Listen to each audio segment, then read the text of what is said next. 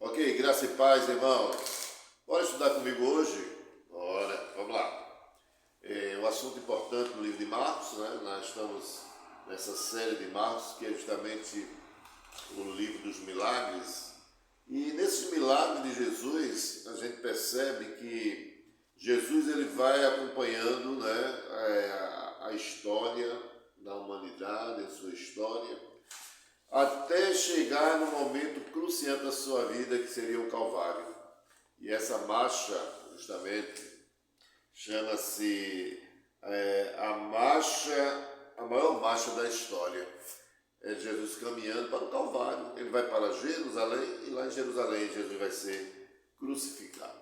Tá ok, querido? Então vamos assim à parte 2, que é a parte final desse estudo, baseado aqui no livro de Marcos, no capítulo 10. Vamos ler alguma parte aqui de Marcos 10 para a gente entender melhor, né? Marcos 10, olha, a partir do 32, aí a gente lê assim. 32. Estavam de caminho subindo para Jerusalém. Olha o que nós falamos. E Jesus ia diante dos seus discípulos, eles se admiravam e seguiam tomados de apreensões. E Jesus, tornando a levar a parte os 12, passou a revelar-lhes as coisas que lhe deveriam sobrevir, dizendo: Eis que subimos para Jerusalém, e o Filho do Homem será entregue aos principais sacerdotes, aos escribas. Condená-lo-ão à morte, veja só, matá-lo-á, mas depois de 3 dias ressuscitará. Interessante, né, querido? Veja só. A questão aqui que nós vemos, né, é que essa marcha de Jesus, como falando anteriormente, é uma marcha dos contrastes, tá certo? Então Jesus sobe para Jerusalém com toda a coragem que ele tinha, né, corajosamente, enquanto seus discípulos, né, estavam cheios de medo, cheios de temor, tá certo? Porque algo estava estranho para acontecer ali. Mas Jesus, ele sobe para dar a vida à humanidade lá na cruz do Calvário. Ele tinha que morrer para nos dar vida. Enquanto, né, a gente vê que os discípulos eles sobem com a intenção egoístas. Eles queriam posições. E a gente vai ver o pedido deles aqui, tá ok? Aí, meus irmãos, vemos então aqui a questão de que Jesus sobe para servir, eles para aspirarem à grandeza. Jesus sobe para servir. Né? Aí nós vemos nessa marcha aqui, a marcha da ambição. Veja só. Esse episódio nos alerta sobre alguns perigos. Primeiro perigo. Em primeiro lugar, um pedido egoísta. Olha aqui o versículo 35 e 38, como é que eles vão pedir para Jesus. O versículo 35 e 38 diz assim: Então se aproximaram dele Tiago e João, filho de Zebedeu, dizendo-lhe: Mestre, queremos que nos conceda o que te vamos pedir. E ele lhes perguntou: Que queres que eu te faça, nos faça? Respondeu-lhe: Permite-nos que na tua glória nos assentemos um à tua direita e outro à tua esquerda.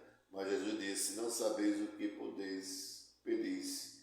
Podereis vós beber o cálice que eu bebo ou receber o batismo que eu sou batizado? Então, não, veja só que pedido egoísta, né? Eles queriam sentar-se a uma direita e outra à esquerda de Jesus, lá na glória. Presta atenção aqui. Percebemos então a realidade é que Tiago e João, aliados com Salomé, sua mãe, chegaram diante de Jesus com um pedido altamente egoísta, ou seja, querem preeminência na glória, eles sejam os primeiros, os destaque, ok? Enquanto Jesus percorre o caminho da renúncia, ele segue pela estrada da ambição. Irmãos, ele pede sem discernimento e pelo motivo errado. Olha, à direita ou à esquerda, não discernia o que eles estavam falando ali naquele momento, tá certo? Ou seja, a oração que eles fariam ali, eles pedido, a A oração não é um cheque em branco para pedir o que quisermos, tá certo? O que Tiago diz assim? Vocês pedem mal, tá certo? Eles estão pedindo para os seus próprios deleites. E essa oração Jesus não ouve. Então eles queriam ali justamente, tá certo? Era o egoísmo puro para eles se destacar. Esqueceram lá dos 10. Então nós vemos aqui que eles nutriam pensamentos triunfalistas acerca do reino. Eles queriam aparecer, triunfar lá na glória, tá certo? Mas acontece o seguinte, né? Que eles pensavam em Cristo como um rei terreno e não como os seus ministros de Estado. Exceto assim, veja só. Pensavam em Cristo como um rei terreno e neles como seus ministros de Estado. Ou seja, Jesus ele ia reinar aqui na terra. Né? E é como se fosse esse político atual. Então, aqui estão os meus assessores, né, um à direita, um à esquerda, e aquele destaque bonito. Então, ele achava que Jesus ele ia reinar politicamente, irmãos. Essa era aquela questão do problema que ele estava enfrentando aqui. Bom, Jesus corrige a noção errada deles, ensinando que o reino de Deus não era de caráter político, tá certo? Mas espiritual. É isso aí. Jesus ele veio para aqui para a terra implantar o reino de Deus, o reino espiritual, não o reino material, terreno, político. Ok? Em segundo lugar, uma resposta sem entendimento. Tá ok? Versículo 38 ao 40 diz assim, olha, 38 e 40. Mas Jesus lhe disse, não sabeis o que pedis. Podeis vós beber o cálice que eu bebo ou receber o batismo com que eu sou batizado? Disseram-lhe, podemos. Tornou-lhe Jesus, bebereis o cálice que eu bebo e recebereis o batismo com que eu sou batizado. Quanto, porém, ao assentar-se à minha direita e à minha esquerda, não me compete concedê-lo, porque é para aqueles a quem está preparado. Olha aí, tá vendo? Então, aqui quem vê uma resposta realmente que eles não entenderam de forma nenhuma. Tanto o pedido quanto a justificativa dos discípulos foram desprovidos de discernimento espiritual. Irmãos, então nós precisamos ter o discernimento espiritual, aquilo que Deus veio salvar a humanidade, tendo que se entregar lá na cruz do Calvário. Então, beber aquele cálice de sofrimento. Então, jamais ele poderia beber esse cálice de sofrimento. Ok? Então, Jesus vem justamente para dar um outro norte. O que, na verdade, Jesus estava indo para a cruz e não para o trono. Ele não entendia isso. Ele pensava que ele ia reinar e aparecer junto com Jesus ali. Mas ele não entendia que Jesus estava indo para a cruz. Então, o que nós percebemos, na verdade, aqui com essa questão, né? Jesus estava indo para a cruz e não para o trono. A cruz precede a coroa, como a morte precede a ressurreição. Ok? Jesus recebeu uma coroa, não era coroa de espinho, era coroa de glória. Ele ia justamente descer o seu sangue, né, através daquele espinho na cabeça, cravo nas mãos e nos pés, escoteado, cuspido, humilhado, e através daquele sangue ele estava dando ali a vida por nós, para que a gente pudesse ter vida eterna. Beber o cálice significa experimentar em profundidade sofrimento. Não é? Tanto é que Jesus, olha, quando ele vai lá para o Getsemane, ele começa a orar e diz a Bíblia que ele começa a suar gotas de sangue. O sofrimento era grande, irmãos. Então o discípulo não podia beber esse cálice de forma, era para Jesus. E quando ele está ali, era tão grande que ele disse assim, Pai, se possível, passa de mim esse cálice. Todavia não se faça a minha vontade, mas a tua vontade. E quantas vezes Jesus questionou com relação a isso, não é? E o discípulo não entendia, pensando que era um cálice de glória, mas era um cálice de sofrimento, altamente sofrimento, tá ok? Então, eles querem a glória enquanto pedem sofrimento. Não entendia. Oh, dá a tua glória, mas a glória ali, o cálice ali, era o sofrimento lá na cruz do Calvário. Aí, o que é que nós vamos ver? Jesus esclarece que ele vai receber sobre si voluntariamente o juízo de Deus no lugar dos pecados, né? Dos nossos pecados. Isaías diz que ele tomou sobre si as nossas dores e as nossas enfermidades, levou sobre os seus ombros, né? E lá na cruz ele diz assim, pelas essas dores, pelo seu sofrimento, nós fomos sarados. Então Jesus vai lá e recebe realmente todo o sofrimento da humanidade.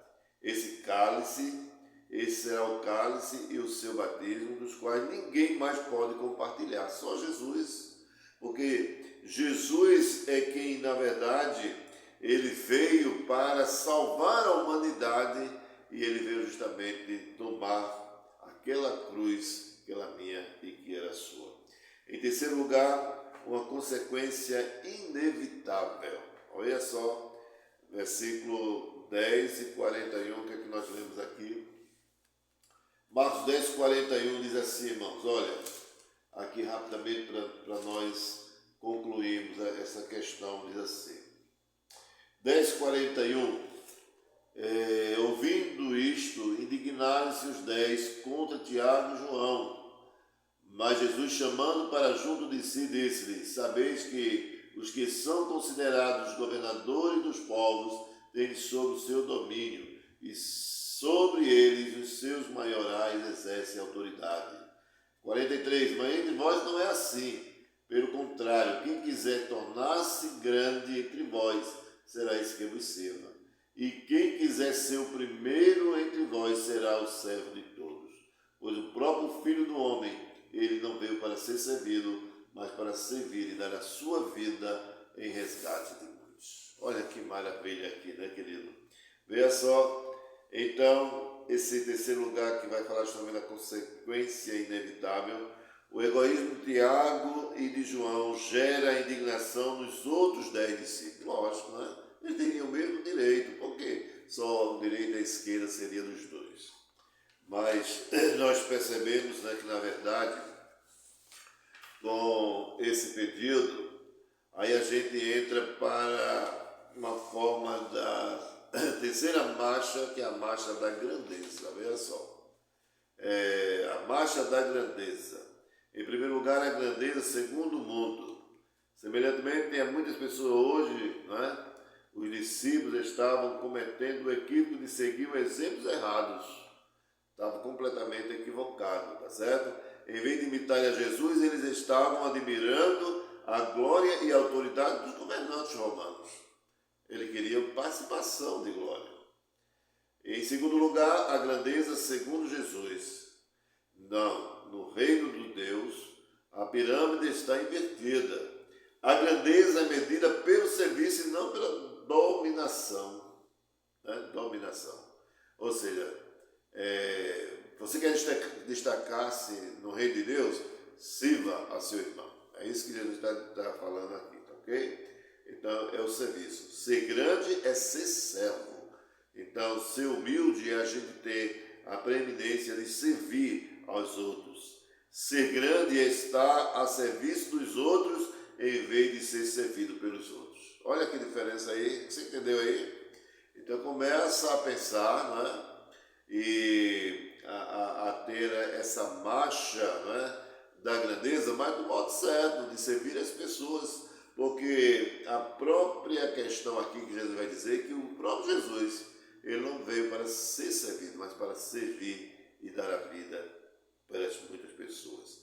Em terceiro lugar, a grandeza exemplificada por Jesus. Jesus, na verdade, é o Criador, é dono e Senhor do universo. Contudo, sendo Senhor, cingiu-se com a toalha e lavou os pés dos discípulos. Você se lembra disso aí? A gente teve estudo sobre isso, né? Então, olha aqui, exemplo de humildade, de serviço, né? De destaque. Então, o destaque de Jesus é dessa forma, é um exemplo magnífico, né? Na verdade, Jesus, quando faz isso, tá certo? Sendo ele Senhor, andou por toda a parte fazendo bem e libertando os oprimidos do diabo.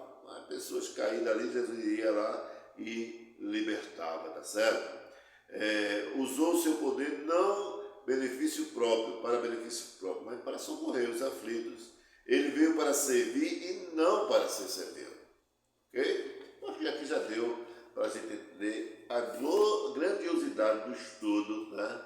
Amanhã dessa terça-feira, dia 15 de outubro. E você, querido, não pode perder.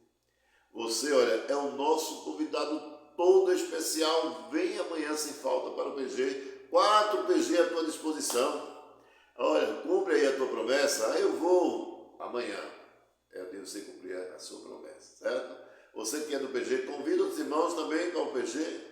E assim eu tenho certeza uma coisa, irmãos, que esse estudo, eu e os demais facilitadores, eles estão fazendo esse estudo para a honra e glória do Senhor Jesus. Posso contar com você? Então até amanhã em nome do Senhor Jesus. Amém.